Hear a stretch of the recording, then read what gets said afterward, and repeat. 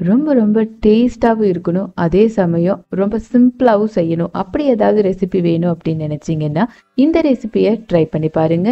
வணக்கம் and welcome to chef circle.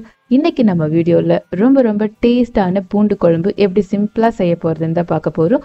இது சாதத்துக்கு ஒரு சூப்பரான காம்பினேஷனா இருக்கும். இதை 2-3 நாள் கூட நீங்க வச்சு சாப்பிடலாம். இந்த பூண்டு குழம்பு செய்யறதுக்கு ஃபர்ஸ்ட் ஒரு பாத்திரத்துல இல்ல ஒரு பேன்ல பானையில எது வேணா எடுத்துக்கோங்க. 3 டேபிள் ஸ்பூன் அளவுக்கு நல்லெண்ணெய் சேர்த்துக்கோங்க. இந்த குழம்புக்கு நல்லெண்ணெய் தான் நல்ல டேஸ்ட் கொடுக்கும். எண்ணெய் லைட்டா சூடாகி வந்ததுக்கு அப்புறம் இதுல 1/2 டீஸ்பூன் அளவுக்கு கடுகு சேர்த்துக்கலாம். கூடவே 1/2 டீஸ்பூன் அளவுக்கு வெந்தயம் சேர்த்துக்கோங்க. அதுக்கப்புறம் 1 டீஸ்பூன் அளவுக்கு சீரகம் சேர்த்துக்கலாம். இது எல்லாத்தையும் சேர்த்துட்டு இது கூட 1/4 டீஸ்பூன் அளவுக்கு பெருங்காயத்தூள் சேர்த்துக்கோங்க. கட்டி பெருங்காயம் இருந்தாலும் தாராளமாக சேர்த்துக்கலாம். அதுக்கப்புறம் ஒரு கொத்து கறிவேப்பிலை இதெல்லாம் சேர்த்துட்டு இது எல்லாமே நல்லா பொரிஞ்சு வர்ற அளவுக்கு ஒரு டைம் நல்லா கிளறி விட்டுருங்க. இந்த கடுகு, வெந்தயம், சீரகம், கறிவேப்பிலை எல்லாமே நல்லா பொரிஞ்சிருக்கணும். இது நல்லா பொரிஞ்சதுக்கு அப்புறம் இதுல 1/2 கப் அளவுக்கு சின்ன வெங்காயம் நல்லா தொளிச்சு அப்படியே முழுசு முழுசா வச்சிருக்க அதை சேர்த்துட்டு ஒரு டைம் கிளறி விட்டுக்கலாம். நீங்க சின்ன வெங்காயம் ரொம்ப பெரிய சைஸ்ல இருக்குன்னா கட் பண்ணி சேர்த்துக்கோங்க. இல்ல ஒரு சின்ன சைஸ் இல்ல மீடியம்னா அப்படியே சேர்த்துக்கலாம். இது கூட 1/2 கப் அளவுக்கு பூண்டு அதே மாதிரி தான். ரொம்ப பெரிய பல்லா இருக்குன்னா அதை கட் பண்ணி சேர்த்துக்கோங்க. இல்ல ஒரு மீடியம் ஆர் ஸ்மால் சைஸ்னா நீங்க அப்படியே சேர்த்துக்கலாம். சேர்த்துட்டு இது ஒரு 5 நிமிஷத்துக்கு நல்லா வதக்கிக்கலாம். மீடியம் ஃப்ளேம்னா 5 நிமிஷம் எடுத்துக்கும். நீங்க ஹை ஃப்ளேம்ல வைக்கிறீங்கன்னா ஒரு 2-3 நிமிஷம் வதக்குனீங்கன்னாவே போதும்.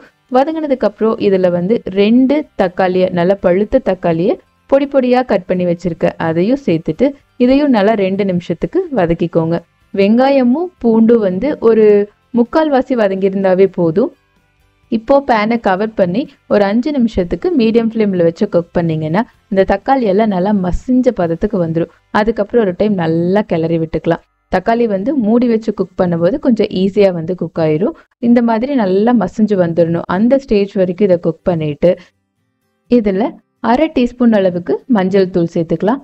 கூடவே 1 டீஸ்பூன் அளவுக்கு தனி மிளகாய் தூள் சேர்த்துக்கலாம். தனி மிளகாய் தூள் சேர்த்துட்டு இதுல 2 டேபிள் ஸ்பூன் அளவுக்கு குழம்பு மிளகாய் பவுடர் சேர்த்துக்கோங்க. நீங்க குழம்பு மிளகாய் தூள் எந்த மாதிரி காரம் இருக்கோ அதுக்கு தகுந்த மாதிரி நீங்க அட்ஜஸ்ட் பண்ணிக்கோங்க. உங்க மிளகாய் தூள் அதிகமான காரம் இருக்கு அப்படின்னு சொன்னா நீங்க அதுல கொஞ்சமா சேர்த்துக்கோங்க. இல்ல காரம் கம்மியா தான் இருக்கு அப்படின்னு சொன்னா நீங்க கொஞ்சம் அதிகமா சேர்த்துக்கலாம். சேர்த்துட்டு இது ஒரு 2 நிமிஷத்துக்கு நல்லா வதக்கிக்கலாம். அப்படி வதக்கும் போது அந்த மிளகாய் தூளோட பச்சை வாசனை லைட்டா போயிடும். அதுக்கப்புறம் இதுல தேவையான அளவு உப்பு சேர்த்துட்டு கூடவே 1/2 டீஸ்பூன் அளவுக்கு கரும்பு சர்க்கரை அப்படி இல்லாட்டி வெல்லம் சேர்த்துக்கோங்க. சேர்த்துட்டு இதை நல்லா மிக்ஸ் பண்ணி விட்டுறலாம். மிக்ஸ் பண்ணி விட்டுட்டு இதுல நம்ம புளி தண்ணி சேர்த்த போறோம். அதுக்கு நான் ஆல்ரெடி கொஞ்சம் ஒரு சின்ன நெல்லிக்காய் சைஸ் அளவுக்கு புளியை தண்ணியில ஊற வச்சு கரைச்சி வச்சிருக்கேன். அப்ராக்சிமேட்டா ஒரு 1/2 கப் அளவுக்கு புளி தண்ணி சேர்த்துக்கோங்க. புளி தண்ணி சேர்த்துட்டு இதை ஒரு டைம் நல்லா மிக்ஸ் பண்ணி விட்டுறலாம். மிக்ஸ் பண்ணி விட்டுட்டு இதுல இந்த குழம்புக்கு தேவையான அளவு தண்ணி சேர்த்துக்கலாம். நான் இங்க 1 கப் அளவுக்கு தண்ணி சேர்த்திருக்கேன். புளி தண்ணி 1/2 கப் சேர்த்திருக்கேன். இந்த தண்ணி வெறும் தண்ணி 1 கப் சேர்த்திருக்கேன். உங்க குழம்போட திக்னஸ் எந்த மாதிரி வேணும் அப்படிங்கிறதுக்கு தகுந்த மாதிரி நீங்க தண்ணியை வேரி பண்ணிக்கலாம். இது எல்லாத்தையும் நல்லா மிக்ஸ் பண்ணி விட்டுட்டு உப்பெல்லாம் செக் பண்ணிட்டு தேவைப்பட்டா மறுபடியும் கொஞ்சம் போட்டுக்கோங்க. போட்டுட்டு பேனை கவர் பண்ணி ஒரு 10 நிமிஷத்துக்கு மீடியம் ஃப்ளேம்ல வச்சு குக் பண்ணுங்க. அப்படி குக் பண்ணும்போது நல்லா கொதிச்சு அந்த பூண்டோட ஃப்ளேவர் எல்லாம் அந்த குழம்புல இறங்கி எல்லா மசாலாவோட பச்சை வாசனையெல்லாம் போய் நல்லா திக்கான பதத்துக்கு எண்ணெயெல்லாம் லைட்டா பிரிஞ்சு வர மாதிரி ஸ்டேஜ்ல வந்துடும். ஸோ இந்த ஸ்டேஜ்ல ஒரு கொத்து கருவேப்பிலை நல்லா ஃப்ரெஷ்ஷான கருவேப்பிலை போட்டு விட்டுட்டு நல்லா மிக்ஸ் பண்ணி ஃப்ளேமை ஆஃப் பண்ணிட்டீங்கன்னா ரொம்ப ரொம்ப சிம்பிளான டேஸ்டான பூண்டு குழம்பு ரெடி.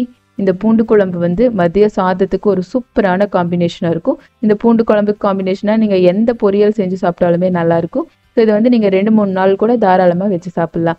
ஸோ இந்த டேஸ்டான ரொம்ப ஈஸியான பூண்டு குழம்பை செஞ்சு பாருங்க.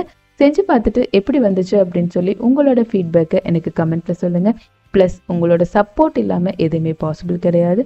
ஸோ இது வரைக்கும் நம்ம சேனலை நீங்கள் சப்ஸ்கிரைப் பண்ணலை அப்படின்னு சொன்னால் மறக்காம சப்ஸ்கிரைப் பண்ணுங்க. கூடவே பக்கத்தில் இருக்கிற பெல் ஐக்கானையும் ப்ரெஸ் பண்ணுங்க. அப்போதான் நான் போகிற வீடியோஸோட நோட்டிஃபிகேஷன் உங்களுக்கு வரும்.